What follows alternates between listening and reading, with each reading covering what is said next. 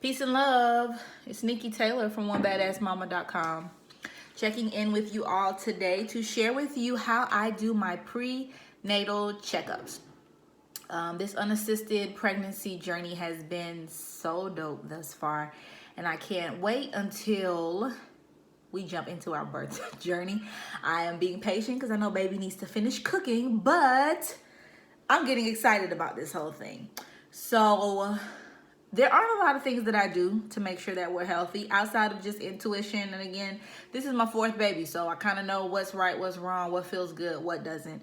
And so far so good. Everything's been extremely normal. The only thing I can say is that gauging my pregnancies from my first one being in my mid-20s to this one being my mid-30s, this body feels every bit of this pregnancy.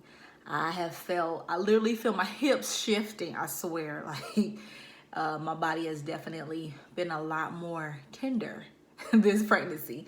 So I've had to be conscious about stretching and making sure that I'm relaxing and taking my spiritual baths and having my husband massage me regularly just to make sure that my body stays kind of supple, because I can get really tense and really tight this time around. So other than that though, everything has been pretty much the same as it's always been. And so I'm going to jump into the things that I do just to make sure that we are healthy and happy. So the first thing that I do is check my weight. And I just use a regular bathroom scale for that, of course. Women typically gauge about 25 to 40 pounds during a pregnancy. And I've gained, I think, like 26 pounds so far. The biggest thing for me is just making sure that I am gaining weight from nutritious meals and I'm not carb loading, because you'll gain weight from carbs, but of course your baby isn't getting the nutrients that he or she may need to gain weight and to be healthy as well. So just making sure that the weight that I'm gaining is from balanced whole foods and that the baby is gaining pounds as well. The second thing that I do is I check my blood pressure, and I do that with a cuff that I ordered off of Amazon. For me, it's been a good gauge just to make sure that, you know, it's not too high or too low. Blood pressure's been right in range and on target every time I've checked it. I got this for maybe about 20 bucks off of Amazon. The third thing that I do is I check for edema, which is of course like swelling or puffiness. I don't have issues with edema just waking up and being swollen. Typically for me, if I have any swelling, it's because something is off kilter and I can pinpoint exactly what it is. So I know how to adjust it to reduce the swelling. If you are on an unassisted pregnancy journey and you're not really familiar with your body and your triggers like that, you may want to seek professional medical advice just to get some solutions for that, because it can lead to additional problems that you don't want to have while you're carrying life. So for me, if I have any swelling in my hands, it's because I'm eating too much sodium. So salt always makes my hands swell, and I'll typically know that because I can't put my ring on my finger. And as soon as I cut the sodium, my hands are good. I'm also a loctician by trade, so I spend a lot of time standing on my feet. I do sister locks in particularly, which takes lots of hours for installs and retightenings. And I can easily spend between 16 to 23 hours over a 2-day period standing. I may sit some, but it's a lot on my legs and my feet. And so after I work, I found that my legs, ankles, and feet will swell.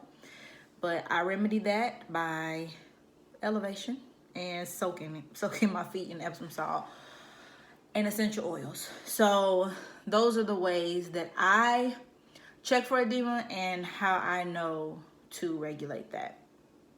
The fourth thing that I do is a urine analysis test, and I do that with these mission strips. I order these off of Amazon as well. They kind of come in this little thing here, and I take a strip, and it's color coded, of course. I typically pour urine over it from a plastic cup, and then I will gauge, you know, where I fall on the spectrum based on the key that's on the bottle.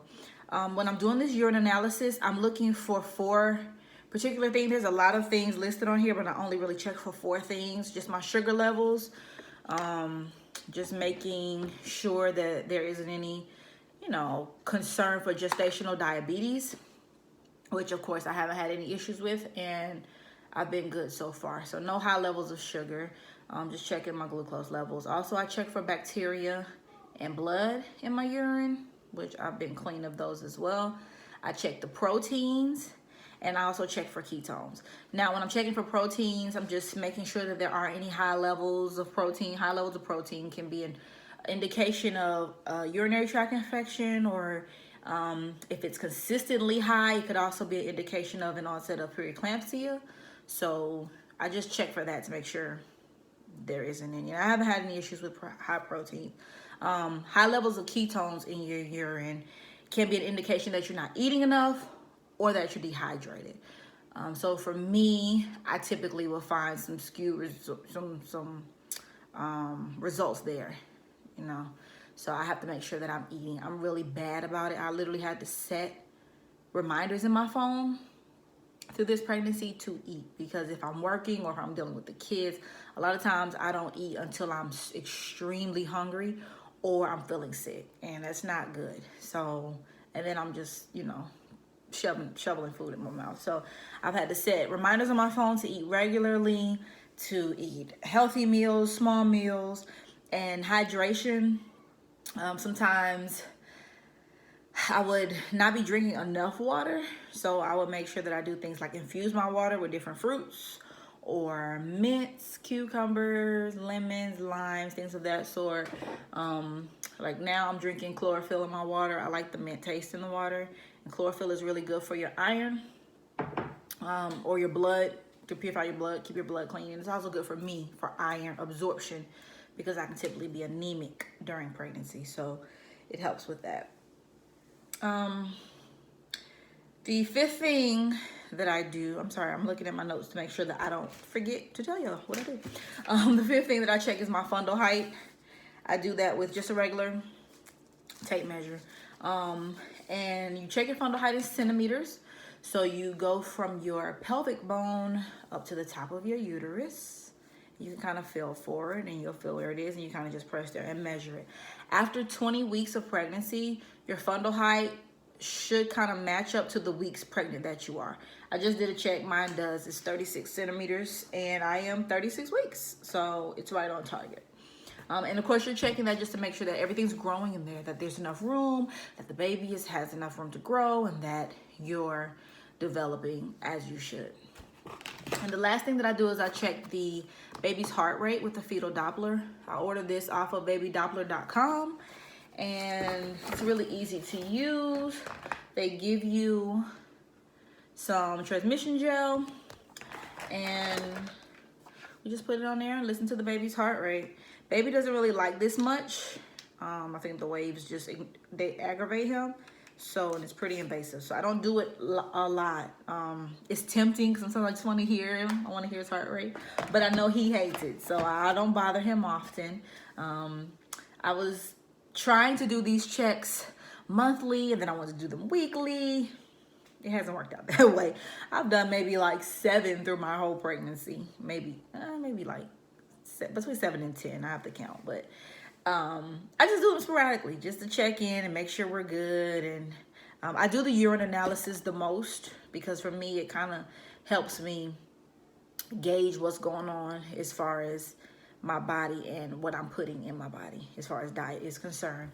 But other than that, checking his heart rate, checking my fundal height, my blood pressure, I've been very inconsistent with that. But those are the things that I'm using, that I have used to make sure that we were healthy.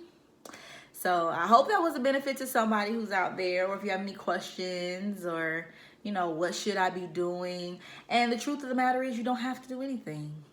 If you were on an unassisted pregnancy journey, you just want to enjoy the journey, not worry about anything, and just go with what you feel, you can do that too.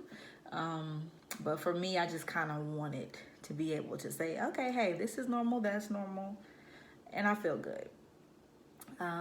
Next video I'll do is I will show you all the things that I'm using to prepare for birth, for the home birth.